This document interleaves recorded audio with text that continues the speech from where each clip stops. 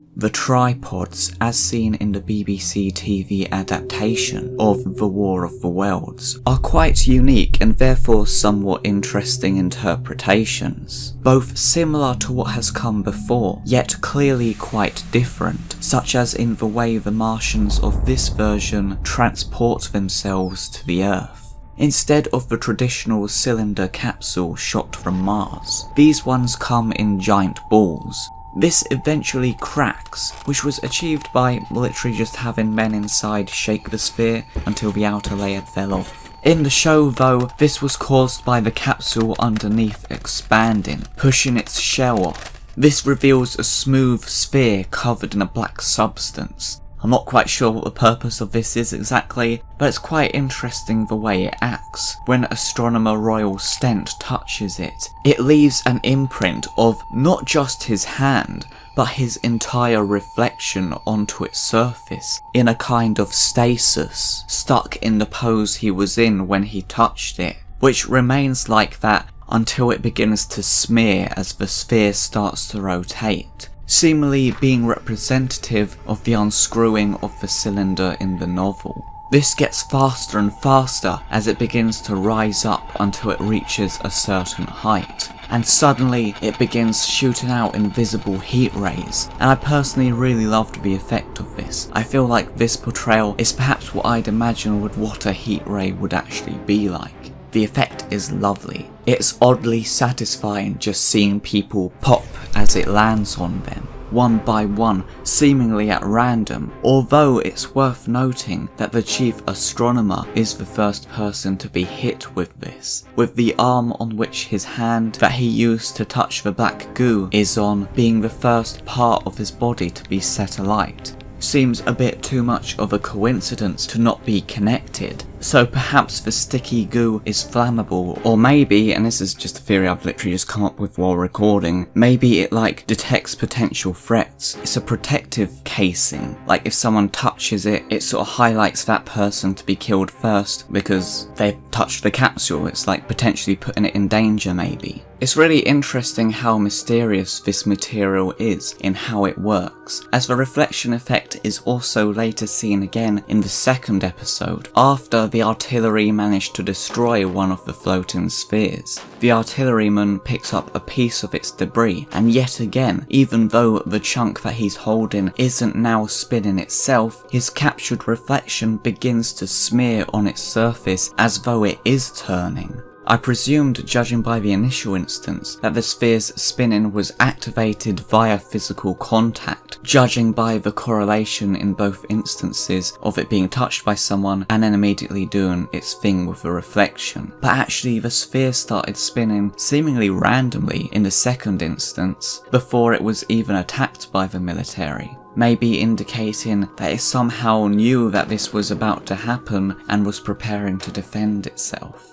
It takes a few hits to destroy this big ball, showing that it's strong, and even though it does get obliterated by the military, it's important to note that it was disintegrating anyway, much like the first one, so perhaps it can be presumed that the British military are not what destroyed it, it was simply doing what it was meant to do anyway, perhaps getting annihilated slightly sooner than usual due to having a weaker structure as it rotated into nothing.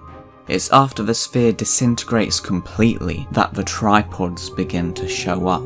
All we see of this is the ground where the sphere was begin to push up, seemingly indicating that the tripod is rising from it, which I think is taking inspiration from the Spielberg version where the tripods come up from the ground in a very similar manner. To be honest, I don't know why they didn't just show this happening, because it seemed really weird to me when watching it. Though to be fair, in the novel it didn't show this either. The narrator just goes away from the capsule and then later encounters the fighting machines. So I guess that's why they did that. But I feel like in the novel it goes to effort to make it reasonably possible to imagine how they were made. Whereas the series shows you hints, but not enough to make entire sense, if you know what I mean.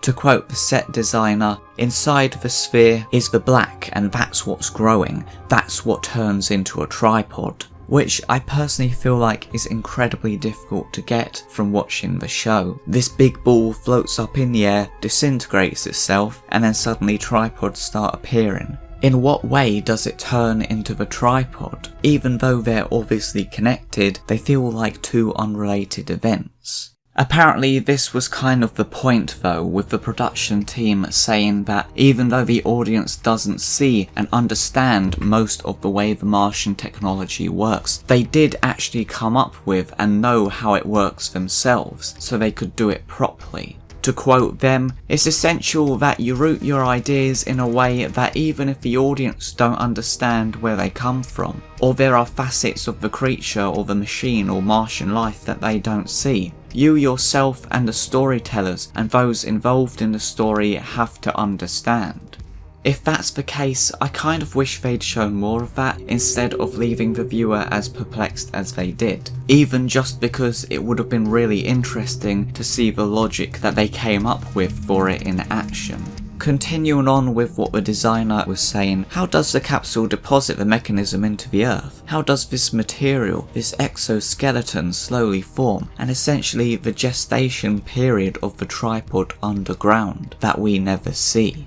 So seemingly, from what I gather, I believe the debris from the sphere spreads about all over the area below, which I guess is the mechanism soaking itself into the ground, and somehow from that it constructs these big machines, slowly forming from presumably the terrestrial minerals that the debris lands on. Kind of like how many plants work, you know, they spread their pollen about or their seeds or whatever it is and grow more of them, and that's how they reproduce. I think it's kind of inspired by that, which makes a lot of sense, especially when you consider that the designer said, "I was sitting in my garden and I started looking at the trees, and then actually started looking at the bark of the trees." That layering of the layers of bark was actually the inspiration for the texture you see on the tripod itself. This is probably the most notable aspect of these tripods, I'd say. If I wasn't calling them the BBC tripods, I'd probably call them the tree tripods, because they very distinctively look like they're made out of trees, like big tree monsters. Interestingly, however, concept art shows that they could have been quite a bit different, being more of a crystalline entity instead, revealing this kind of red organic crystal which even carries onto the red weed, not only in these pictures but also in the final show. The proportions or thickness are rather changed as well. They seem more gargantuan, reminding me of a titan from Hercules. This, as well as the final fighting machines that appear in the miniseries, were brought to life by real-time UK visual effects team, based on a loose design provided by the BBC that apparently already had all the elements of the completed product.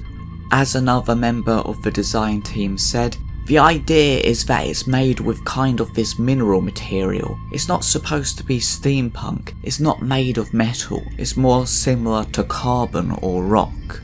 As a result, they gave them this exoskeleton, as well as this shell-like armour, all of which covers a fibre-like material where its muscles are, protecting its inner parts.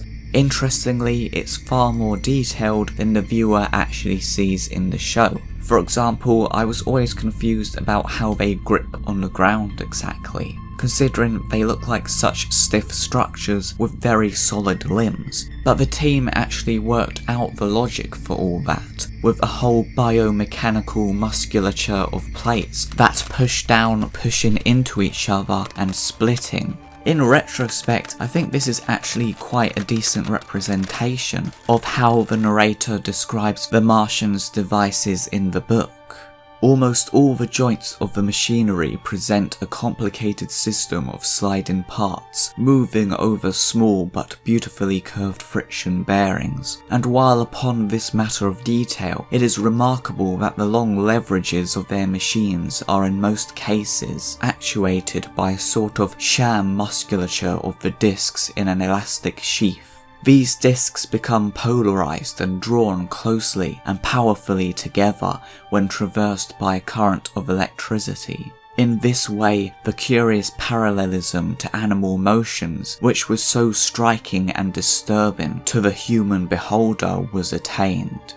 I feel like the system Real-Time UK came up with sounds not exactly the same, but is very evocative of this description, arguably. This effect is also hinted at by the way every time a joint moves in one of these machines, the mechanism beneath the exoskeleton creates a cracking and creaking sound, accompanied by what's outright described by the designers as crystals showering down. I always noticed this and thought, geez, it must be deteriorating like crazy. If that's how much material comes off it with every movement, how the heck are the joints not meant to just get grinded down and damaged until they just stop working? It's just going to break down eventually. But it turns out the exoskeletons are not only self-forming, but also self-regenerating. Again, much like the tree or plant inspiration, they're continually growing and repairing themselves. To quote the designer again, these designs were about putting the Martian civilization and intelligence way beyond our own, and saying, well, what could they create? Which arguably makes sense considering massive metal tripod machines are perhaps slightly more of a real-world possibility than they were when the original story was written. I mean, sure, they're not something you see going about in real life, but they're probably a concept where it seems a lot more feasible now that humanity could potentially make something like that, with the robotics and technology and all that we have today. So I can see why, in adapting it, they decided to take it a step further into inaccurate territory to, I guess, maintain that distance in the audience's mind between what humanity is capable of and what these extraterrestrials are capable of.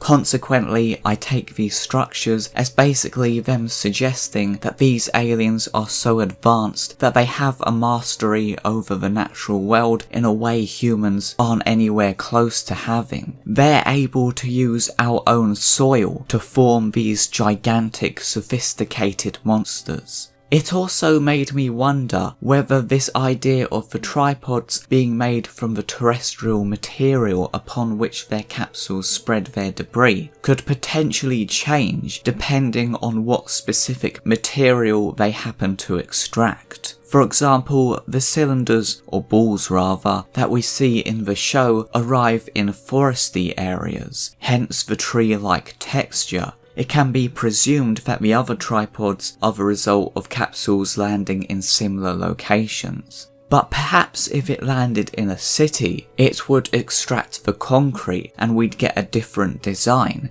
Maybe you could imagine the concept art versions being potentially like what would happen in such an instance. It looks a lot more concrete-y and uneven, less smooth, as if it literally just extracted the streets and has attempted to use it as armour in a less natural way. Maybe having trouble with it due to the artificial nature of the substance. Just a theory I had anyway. The distinctive dark woody colour seen in the show gives the tripod a very stark silhouette, enhanced by the multiple reverse joints in the legs that make it feel very creepy and alien. I quite like this, the way they walk is just really unnatural yet organic. As the book said, so striking and disturbing to the human beholder. Overall, it creates quite a basic yet distinct design, somehow very simple yet with a ton of detail and texture on it. There is, however, one problem with the process of the BBC tripods that I still can't figure out, which is, where do the Martians that pilot the tripods come from? The balls disintegrate with seemingly nothing inside them, the tripods apparently come basically from the rubble below, so where's the little aliens come from, and how do they get inside the machines? Or maybe they don't. We don't actually see them pilot the tripods, technically, they just start being seen outside in episode 3. So maybe they arrived separately, somehow. I don't know, and I guess this is just one of those ideas that the audience just isn't meant to know. Real-Time UK wanted to create a fighting machine that felt organic and had a life of their own, and this is very clear, not just in the natural look of them, but also in how they act, such as the way they howl when they're hit, as if they're actually feeling it, which is pretty disturbing. These truly feel like they're biological beings in their own right, further indicated by the fact that they don't have shields and aren't unbeatable, just like in the book, being vulnerable to heavy artillery and British naval guns. This isn't to say they're entirely weak, they do have a formidable arsenal. They have the same or very similar heat ray to the capsule from which they came, although now depicted as a nearly invisible and nearly silent beam that's projected from their singular blue eye-like hole in the middle of their body. Adding again to their lifelike feel, we actually see this light shrink into nothing when the tripod is slain, like a pupil constricting. Considering it's now restricted to a beam and seemingly needs to charge up first, it could be argued that this is a slightly more limited version to that scene earlier, which didn't seem to have to aim. Or maybe the ability to aim as opposed to the apparent randomness of the cylinder victims is an advancement. Not only this, but this BBC adaptation is also one of the very few depictions which includes the black smoke as part of the fighting machine's armaments, being ejected from compartments at the bottom, expelling this substance over London, where we see the dangerous toxic effect this has on anyone it enshrouds. Despite these capabilities, I would argue that the tripods of the BBC miniseries are actually the weakest ever depicted, considering in the book, ultimately despite taking a few losses when they face the Royal Navy, they still soundly come out on top in the end. This is seen as a defining moment where it's understood that the Earth belonged to the Martians. Meanwhile, the BBC tripods are shown getting their metaphorical butts utterly kicked. One comes along, boom, gets taken out, then another comes along and gets dispatched in even less time. And then that's actually pretty much the last time they're used in the series. Yeah, it's surprising how underutilised the tripods are in this show. Excluding the future sections and scenes where they're dead, they only appear in one scene at the end of the first episode, a lot in episode 2, and then they're literally absent from the final episode altogether. So they seem quite insignificant. The last time we see them is them getting smashed by the Royal Navy. Though it's possible that this was actually on purpose, to aid in the parts of this series that are set years later, in a future where humanity doesn't realise what killed the Martians, and it's assumed the British Army defeated them in a heroic fight back in this war against Mars. When in reality, or at least as Ogilvy the astronomer theorises, the invasion was simply a reconnaissance, with the tripods essentially being scout seeders, dropping their black smoke, which in this version has a more important role, as it acts basically as fertiliser for the red weed, shown in a very similar way to the Spielberg versions dropping blood with the same effect. In Ogilvy's words, his theory is that the Martians send down machines to start the process of making Earth again in the image of Mars. That's what the black smoke did. That's what it was for. Whatever it left behind has spread across the Earth like a virus, growing first into the red weed and then into the crystal shards we see emerging from the ground.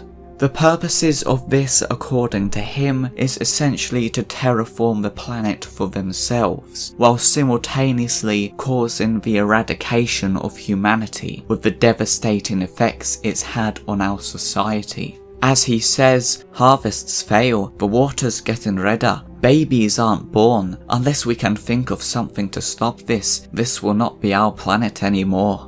It's clear that they were really going full on with the plant-like inspiration, not just with the seed capsule and the tree tripods, but also by basically suggesting that the Martians' primary form of attack was literally growing plants, like some kind of evil gardeners. Though I'm personally not convinced he's 100% right here. It doesn't make much sense to me, his idea that it was simply a reconnaissance mission. The Martians obviously didn't come down here to die. I feel like they did intend to traditionally wipe out the human race, and the devastating effects of the red weed and red crystals in this version is simply due to it being a completely different substance and atmosphere to what's compatible with the Earth. Plus, if Ogilvy is right, and it was just a reconnaissance and they got what they wanted, as he seems to think, then he should be pretty concerned that this is all according to their plan, and they would therefore presumably be back at some point.